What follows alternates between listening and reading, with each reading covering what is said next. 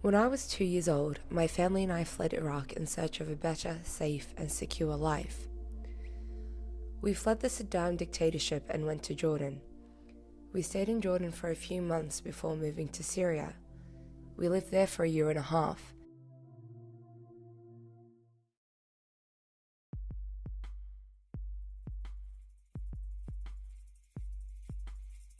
Then we traveled to Lebanon, staying there for almost 6 years.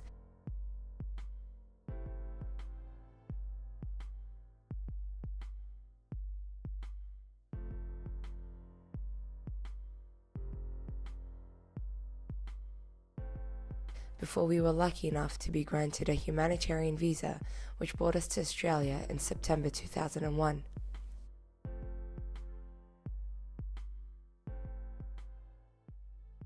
Growing up as a young woman from an immigrant background, I always struggled to be content with my status.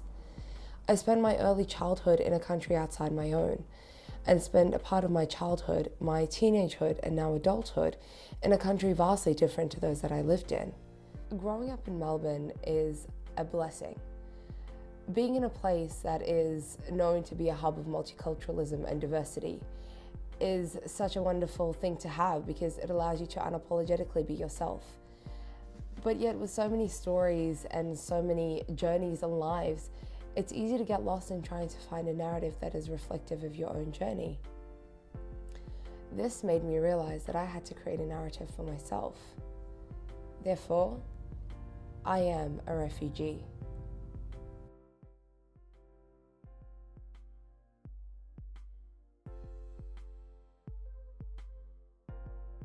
I was born in Najaf, Iraq, in a midwife's home. My family and I lived with my grandparents, so for the first 2 years of my life, I was with my grandmother.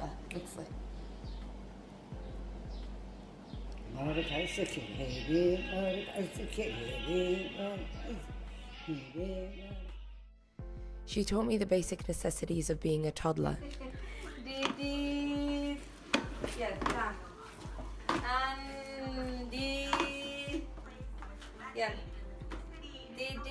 لا كاف كاف كاف هنا يلا هذه And most importantly, she loved me.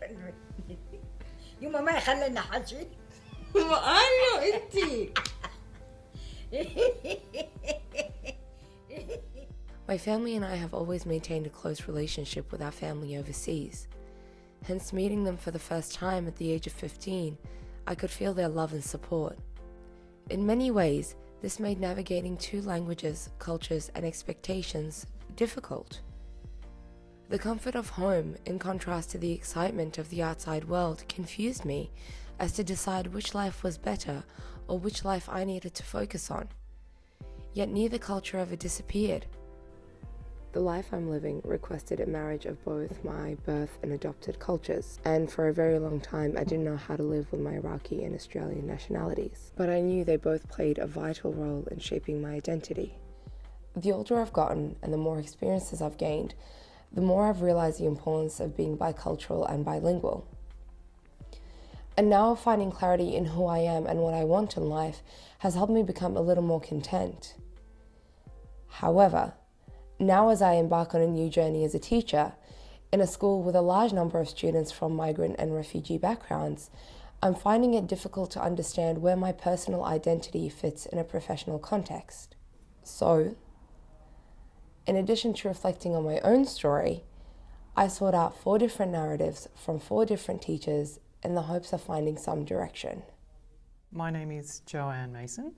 I've been a teacher for about 6 years. What was my childhood like? I don't actually have any fond memories. I came out when I was 21. At the time, I was actually living with my grandmother. And she was very Christian, had a book on her bookshelf, how the church can heal homosexuality. So that was, a good light read on the bookshelf. I'm not actually really in contact with my family and hence not really in contact with my childhood. I no longer see at least one of my parents, and my children have never met, for example, my father. So it does make you feel a little bit displaced. On weekends, people talk about how they had a quiet weekend, they went over to their sister's house or mother's house and just had dinner, and I haven't had a meal with my family at least 15, 20 years. It's still raw, but you can't change it. I very heavily identify with students that feel marginalised. I went from a very rough kind of school where you just survived to a religious Catholic girls' school. Strangely enough, in the school there was a nun who I just know that she used to play the guitar, and anyway, she came out. I heard, years later, and if you identify as GLBTI, your life is delayed. I haven't come out to one student at all in my current school. I know that I would have every right to talk about anything like that in a dignified way, but there's a difference between the ideal and the reality. So I've changed dramatically over the last 6 years as a teacher. I had no idea what I was in for. I was absolutely thrown in the deep end at the school I was working at. It was an extreme environment I was placed in, extreme. And the area still has the highest rate of domestic violence in Victoria. I experienced some extreme homophobia in the classroom. The main perpetrator of the homophobia at that time was a Year 7, which is hard to believe, who inflicted a lot of the damage. But interestingly, years later, I had to teach that person Year 11 English. And this was after, a period of time had passed and certain lessons had been learnt, and we got along famously. And unfortunately, she was kicked out of the school for other reasons. But she came back to say goodbye to me. Seeing how the potential that she had to change, and seeing her change in her psychologically change and embrace difference, and I also was able to know her better as an individual and see where she was coming from. At the time I thought, this is happening for a reason. Basically we couldn't change the timetable, I had to teach her. I thought, okay, this is definitely happening for a reason, and it was kind of a happy ending. My name's Aninda Abedin. I'm an EAL and English teacher, and I've been teaching for 4 years. I was born and I grew up in Bangladesh. It was a very typical average childhood. We moved to Australia when I was 9 years old.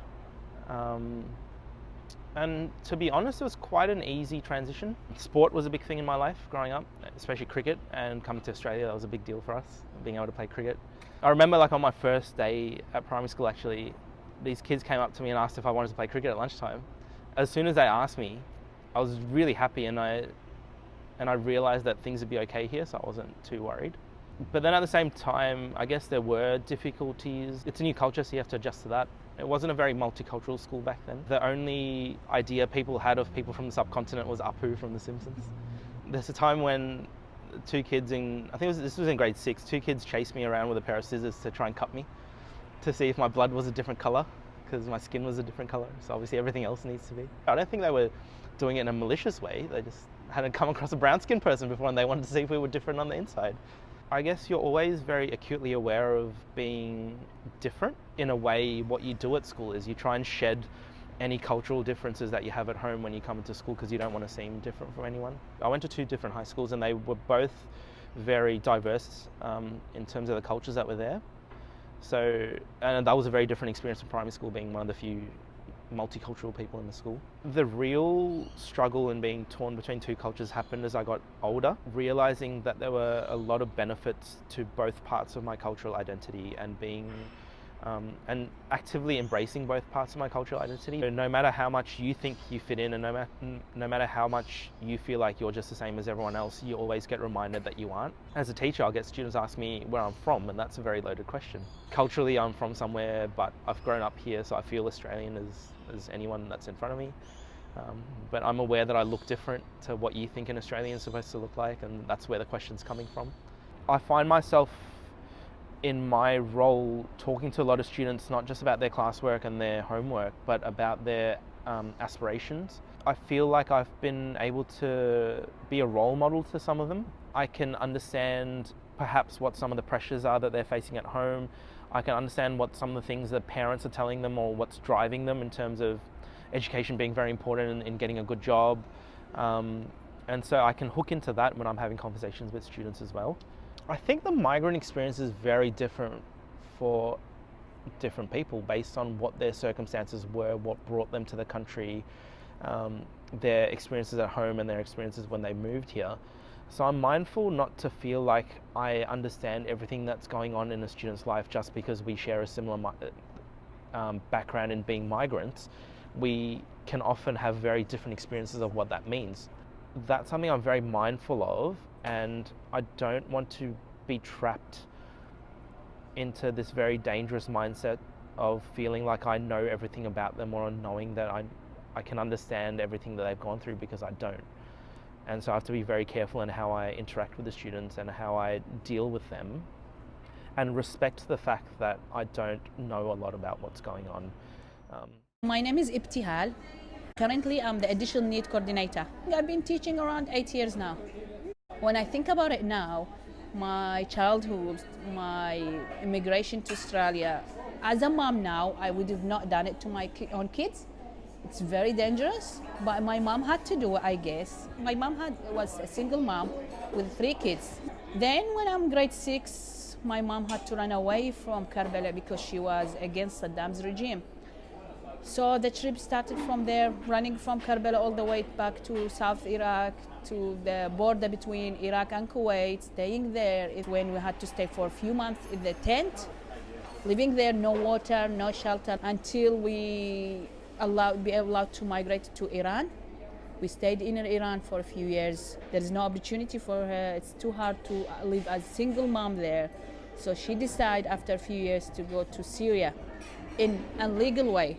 So we didn't have any passport, any way of traveling. So we had to go from Iran, from a place in the center of Iran, all the way to North Iran, catching different buses, different cars. Then from there, cross the mountain, walking.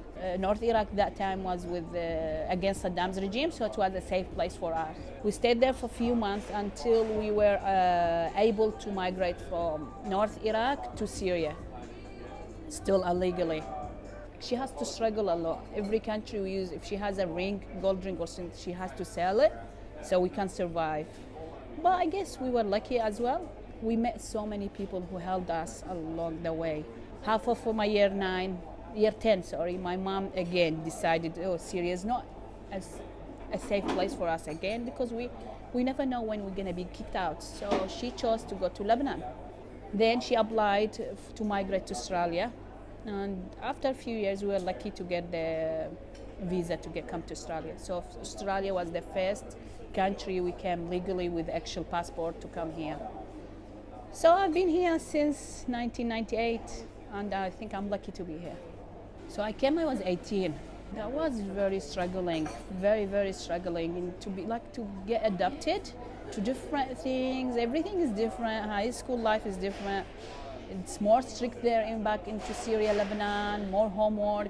I came here, I said, no, this is a game for me. There is nothing, it's not, but the only thing was stressful for me, English. I had struggled a lot with the English language. I still remember physics, year 11 physics test. I didn't know what's a fan mean, so I didn't know answer the question. I couldn't know it's a cold, hot, and yeah.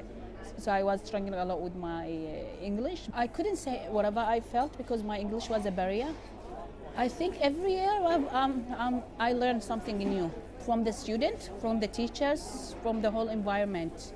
So I think as a teacher, you need to keep learning. A successful teacher, you need to have a good trust relationship between the teacher and the student, especially in high school. I think that's why I'm still working in Islamic school. I think they need me because I understand them and I understand their needs. It's not always about education, it's the way you interact with the student, the way you understand them. It's come with experience, what you've seen in your life. They keep saying, Miss, you like my mom, you say this and this word. So I think we both get along because of this. They feel isolated. They don't have enough knowledge about somewhere else. I need to find a way of making the student more integrated to Australian culture. I think my personal identity and my teaching identity, they mix now, because I cannot stop myself of sharing my story with my year 10 to motivate them. I always keep telling them, look at me, I had no tutoring, I was in public school, but again, I've made it, I've learned English, I've chosen a hard subject to choose.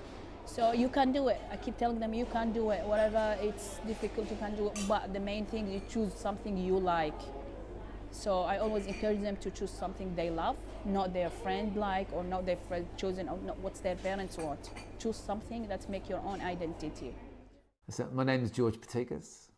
I'm a secondary school teacher. My method areas are English and humanities. I've been teaching for almost 30 years. I was born in Australia. Dad came here in about 1954, approximately, 1954. Mum came in 1960. The experience is very much Greek, but also living within an Australian community around Sunshine. I think it was a pretty good childhood. I think a lot of positives there.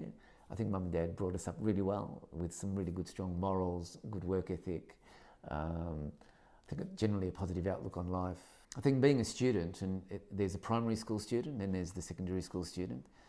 I think a constant is having a Greek background in both primary and secondary. I don't think that ever escapes you because Sunshine was very much a chain migration community where you had lots and lots of Greeks and then lots of Greek Cypriots as well. That doesn't escape you.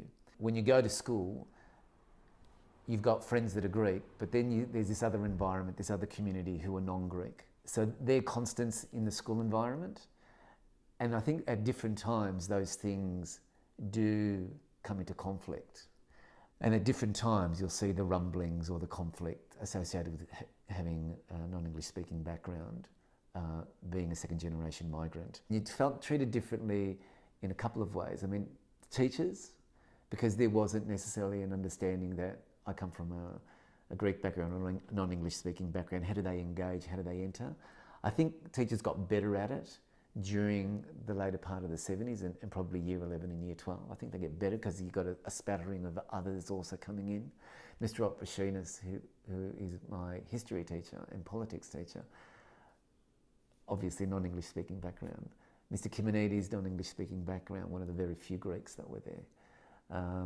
So they're lasting impressions because they have an access point into you because we have some shared experience. I think navigating as opposed to torn, I think is a better way of looking at my experience. I think it's a part of who I am and it's something that I want Allegra to share as my daughter, and so my primary language has been with Allegra primarily Greek because I want her to retain that, and I want Allegra to have the relationship with her parents, my parents, her grandparents, where Greek is very important to them. I deliberately wanted to teach in the West and I deliberately wanted to teach in the North because they are the backgrounds that I come from and they're the students that I want to